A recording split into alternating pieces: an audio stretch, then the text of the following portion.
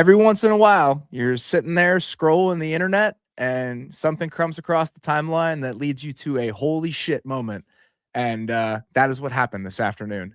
John Harbaugh officially out as the Baltimore Ravens head coach after 18 seasons.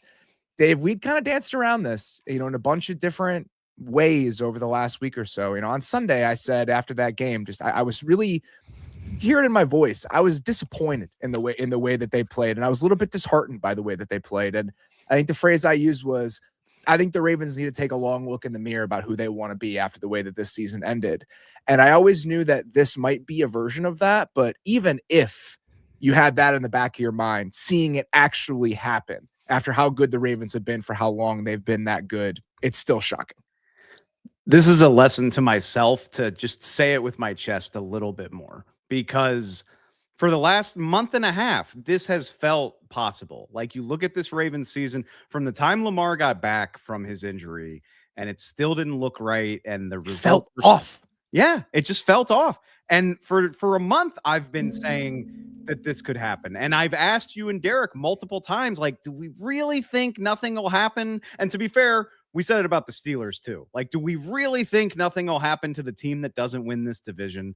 And I couldn't quite get there in terms of like believing that this was actually on the table, because he has been there for so long and they've had so much success, and Baltimore's really not the type of organization to do something like this. But it just goes to show what a frustrating 2 or 3 years it's been, in my opinion, that we got here. And yeah, the signs were there, and previous history led you to think like, okay, maybe they'll retool some pieces of the staff, but not this. And here we are at 5 p.m. on Tuesday, and this is a news dump very befitting of a much less stable organization than the Baltimore Ravens. Here's why I think that you could talk yourself into staying the course, and it's because, in my opinion, it hadn't been stale for that long. Like, as I think about like the overall trajectory of the Ravens over the last few years, I think that they were on an upward trajectory for most of last season. And then you get into a playoff game where you have a couple bad turnovers, but it comes down to Mark Andrews dropping that ball in the end zone. I'm not blaming Mark Andrews, but that's how thin the margins were for you to be playing in the AFC Championship game against a Chiefs team that I think you could have beaten last year. And so, because it felt like to me, the offense had gotten to a point where they were the most dangerous they had ever been during the 2024 season. Even watching as flat and as stagnant as they felt this year, I wasn't sure 17 games of stagnation and not having it be a multi-year thing was worth pulling the cord on this.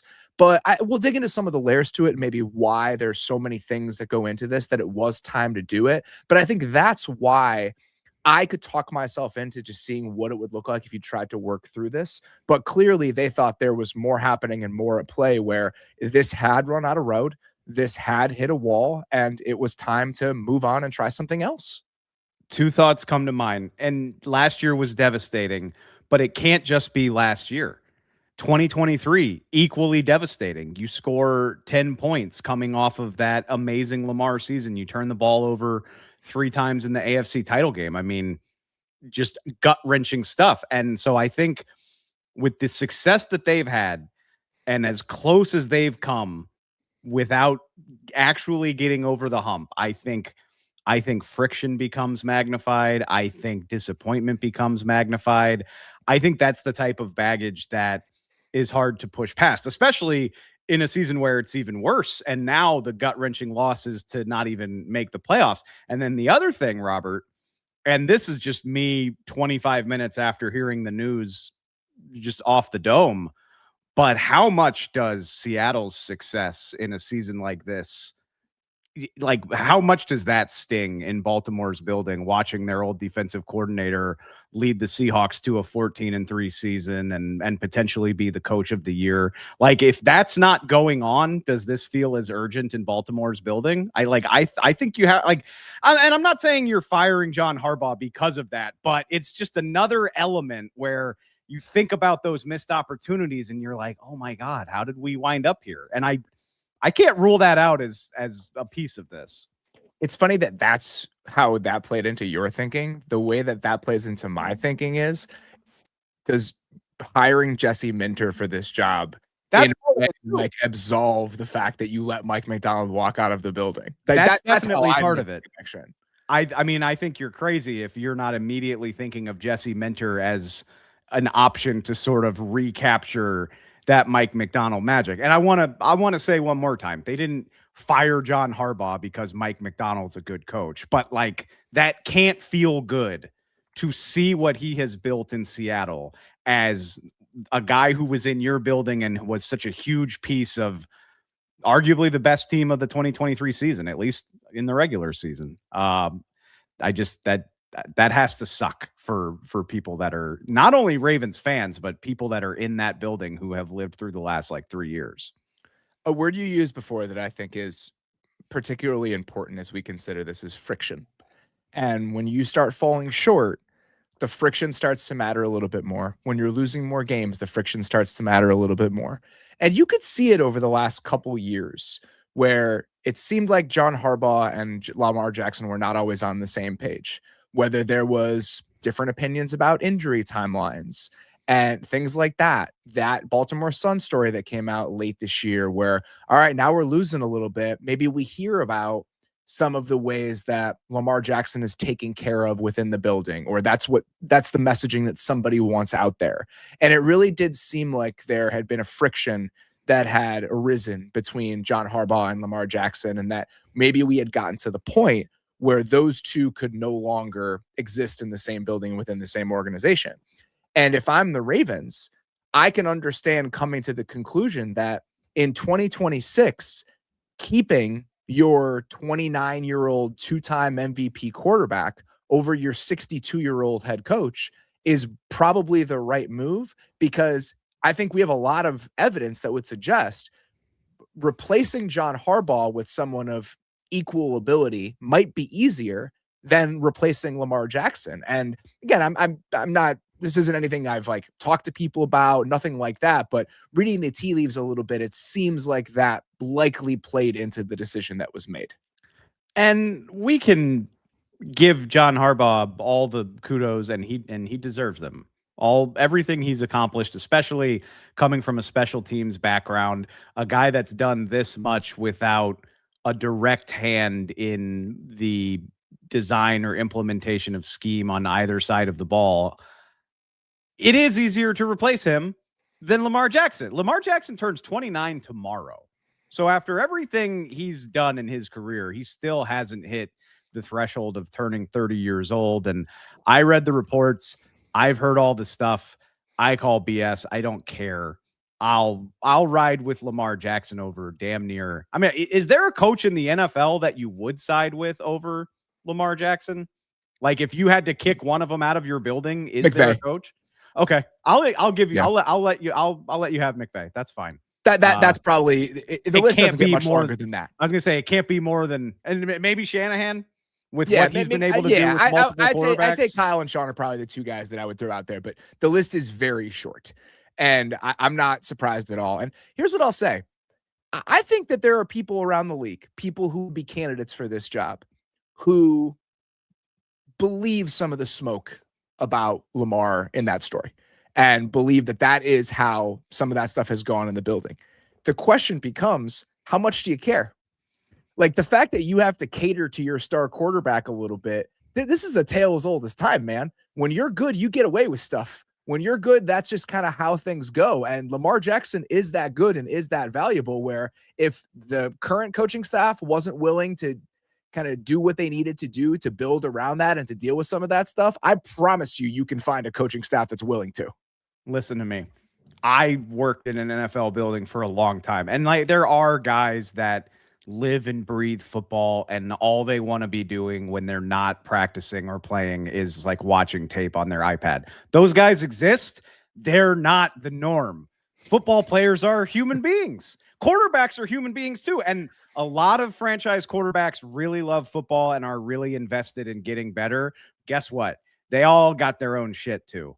They all have habits that you would rather they not have, or prioritize things that you would rather they not. Like that's just human nature. And there's probably a football junkie who really only cares about that somewhere in the NFL, but but that's not the norm. And you learn how to manage people, manage personalities, do that type of stuff. That's what the money's for. And if Lamar Jackson's kind of a pain in the ass, but he's capable of winning 2 MVPs and competing, nearly winning a third, you take that every single time.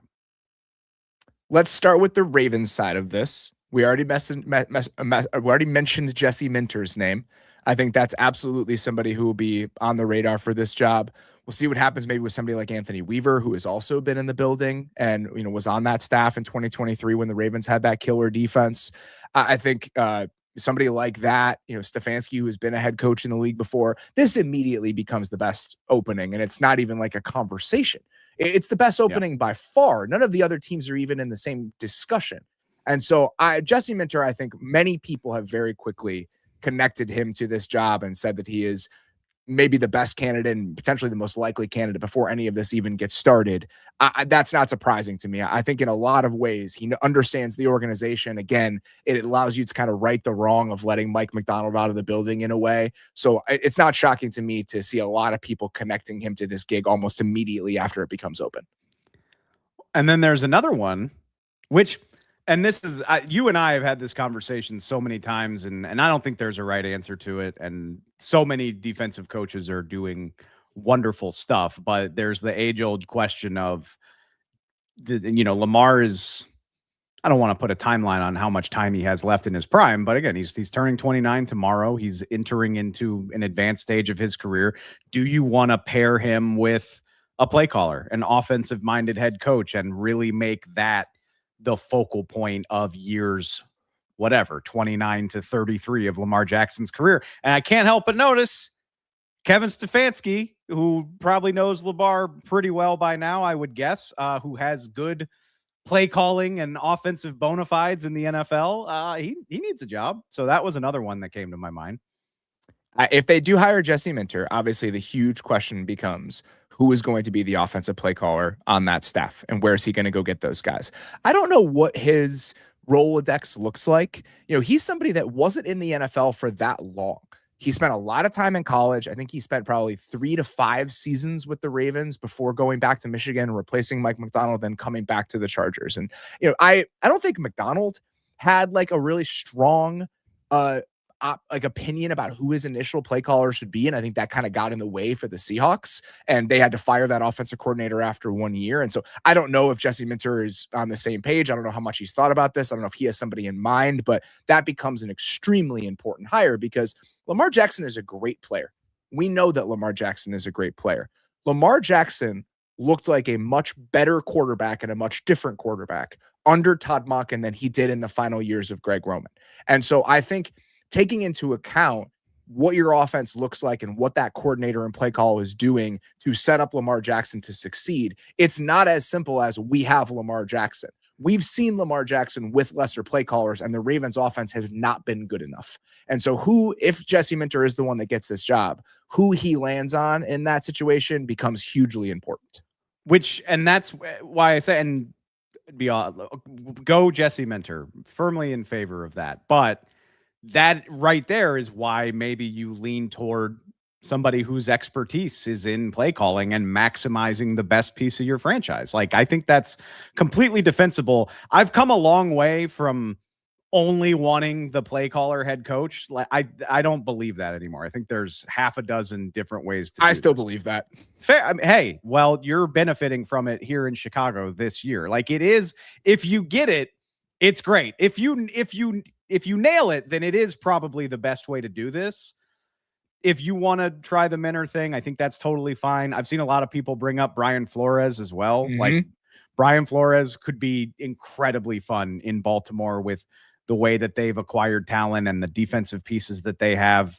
That would be cool too. But Lamar Jackson is the best thing going for this franchise. And if you want to try your best to make sure he is with a play caller and an offensive mind that maximizes that, I think that makes perfect sense.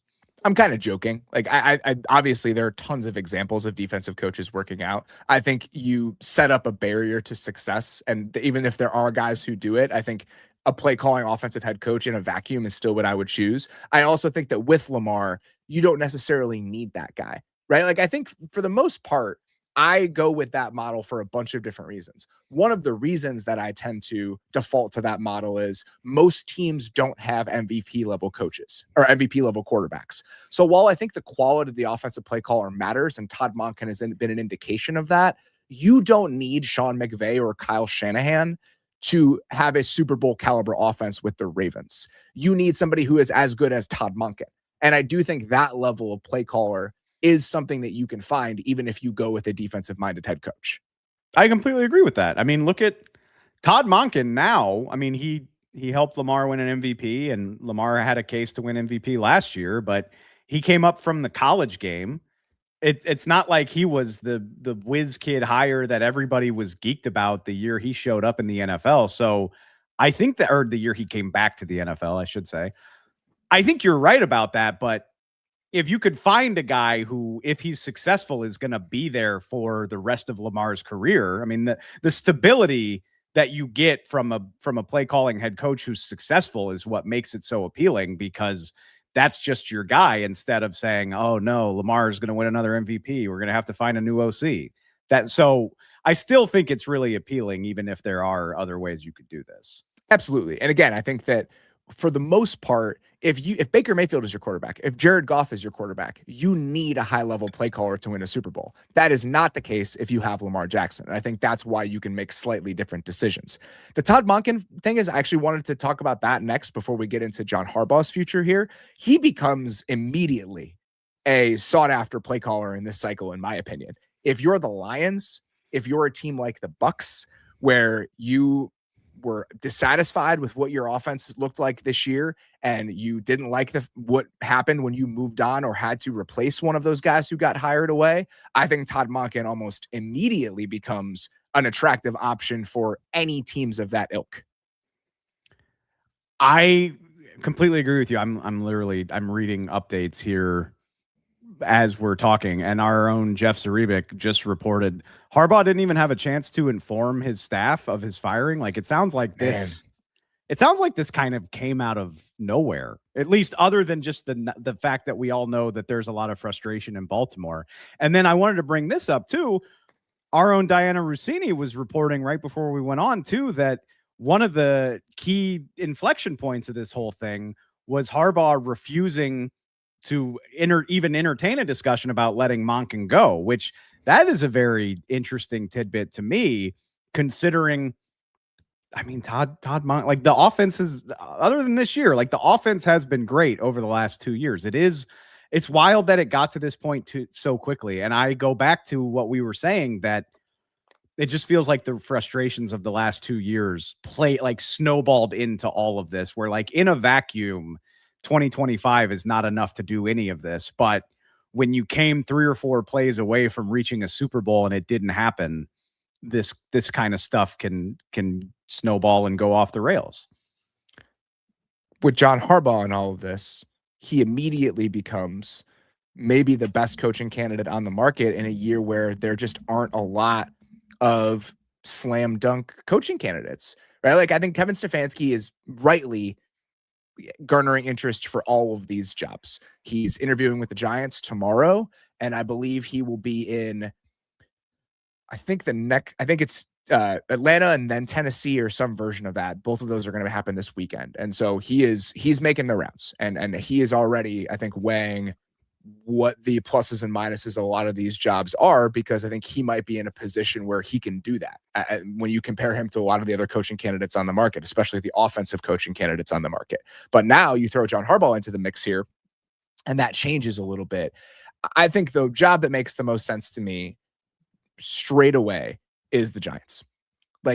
Because this is a team that has cycled between multiple first-time head coaches over the last couple regimes, where you go from Joe Judge to Brian Daboll. Both of them end up flaming out. And I think having somebody with the potential level of stability that a John Harbaugh brings you when you need that organizationally in New York, it's not even just the head coach. I think that bringing John Harbaugh in, if he wants Joe Schoen out of there, why would it be any different than what happened in Jacksonville last year? Like, I think that's the type of considerations that might be on the table for a John Harbaugh in New York. That's the one where, if I were the Giants, I think that I would be doing everything I could to walk away from this cycle with John Harbaugh being my head coach.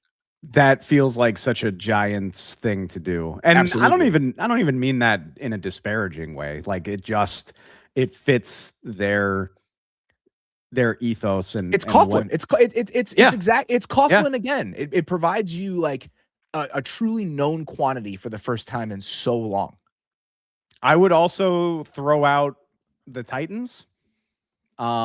Just because and ironically, I don't really want to use the same verbiage we used with Pete Carroll and the Raiders, because we just talked about like having an adult in the room and somebody who knows what they're doing. And obviously the Carroll situation in Vegas was a disaster, but Harbaugh could give instant credibility and stability to an organization that desperately needs it and is building a football stadium in Nashville and wants people to be excited about their team, I assume.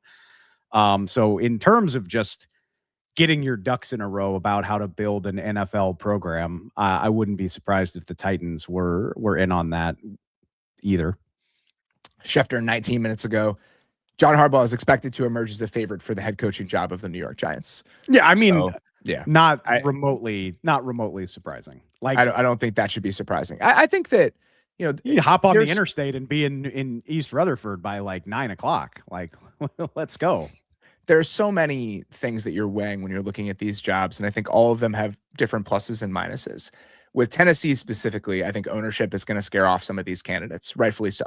If you just look at how volatile that situation has been over multiple regimes, with Atlanta, I think that ownership is more stable, obviously, but you have an aging owner, you have an entire redux of the building top to bottom. There's more talent on that roster, especially offensively, than there are in a lot of the other teams that you're going to be taking over, but there's still questions at quarterback. With the Giants, I think that even with this idea that the GM is uh sort of a barrier to people taking these jobs, I don't think that is necessarily as high on a lot of candidates lists as things like the quarterback or the ownership. And with the Giants, even if you're a little bit worried about Joe Shane, I think that Jackson Dart, whatever warts you think he has, he's a young quarterback that has shown something in the league. That is better than you get at a lot of these destinations when they're looking for head coaches. And even if they haven't had a lot of success, I think that there is respect for the ownership with the Giants. And so if Yep. those are the two most important factors, and they often are for head coaching candidates, I do think that the Giants job, even with Shane there, is more attractive to people within the league than it might be to fans who are on the outside looking into it. It is funny that, and what you said is right, but like over the last decade, other than being the Maras and just having all of this history in the NFL, like Giants ownership is doing everything they can to like throw their hat in the ring of the dysfunctional owners list, you know? Like they have not behaved like that sort of franchise in a minute. But the quarterback is Their missteps have been that they've been too patient. And if you're somebody in one of these jobs, that's not necessarily the worst thing. it's not a bad thing. I guess that's fair. I would Too the other measured, of all the things that could be wrong with ownership, with too yeah, measured is not the worst thing. the Giants' dysfunction is related to them not wanting to seem dysfunctional and like not Yes. just like ripping band-aids off. That's probably fair. I was gonna say, and I'm not trying to convince you that Harbaugh would take the Titans job, but if you believe in Cam Ward, that's a great equalizer for dealing with a lot of other bullshit. I think if I was a candidate for the Titans job, and I think this is going to be the case in a lot of situations. And again, if we're taking all of these kind of individually, in Atlanta, there are going to be questions about, okay, what's the new structure? What is Matt Ryan's role in all of this? What's the GM search going to look like? How is the building going to be set up? That's a blank slate. With the Titans, I think there are going to be questions about, all right, you have Borgonzi, you have Chad Brinker. They were very open and very public about some of the streamlining that was done within the building a couple weeks ago. I think there was probably some understandable motivation behind providing a little bit of clarity for that as we get to a head coaching cycle. But even if you have a little bit of clarity on that, I think there's still some questions about the ownership. And with the Giants, the real impediment is the general manager. And I think that is, if we're talking about the load bearing pieces of a team that could potentially change, you can knock that one down pretty easily and remake the room however you want to. And so again, I think it's less scary than some of the general questions elsewhere with some of these other jobs. I gotta believe John Harbaugh is not taking a job, and maybe he wouldn't get Joe Shane fired like the week of the way that Liam Cohen did with Trent Baalke last year in Jacksonville. But even if Joe Shane stays on, I gotta believe John Harbaugh is not taking a job without a level of understanding that I am a Super Bowl winning coach. I was the most tenured coach in the NFL, or right behind Tomlin. Like I'm gonna have some outsized say in what goes on here. Like this isn't your typical coach reports to the GM sort of situation when John Harbaugh takes a job. Man, I said it at the top. There aren't that many holy shit moments, and this was certainly one of those holy shit moments. So two things. Number one, you mentioned it with Monken. Cliff Kingsbury out of a job as well now. So two of last year's like biggest play calling success stories on the market as of tonight. And then just one more thing I wanted to add.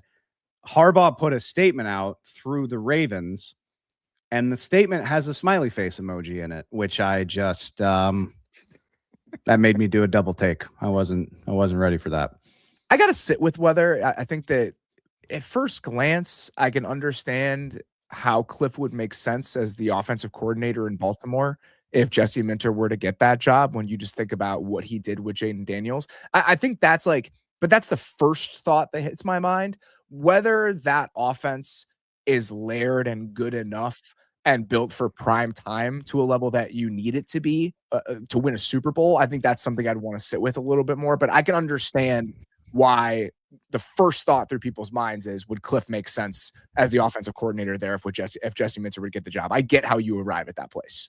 He wouldn't have to move, probably. Like, That's how far could he possibly be from Baltimore's facility? Man. What a All day. right. What a day indeed.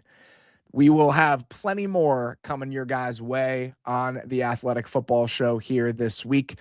This will be coming out. I mean, this is going live, so this will be your guys' way on Tuesday evening. We still got Building the Beast on Wednesday. We'll have midseason awards on Thursday, and then we'll have a 2-part wild card round preview coming your guys' way on Friday. So a ton of stuff on the horizon. A big day in the NFL. Appreciate you guys spending a little bit of time with us. We'll talk to you very soon.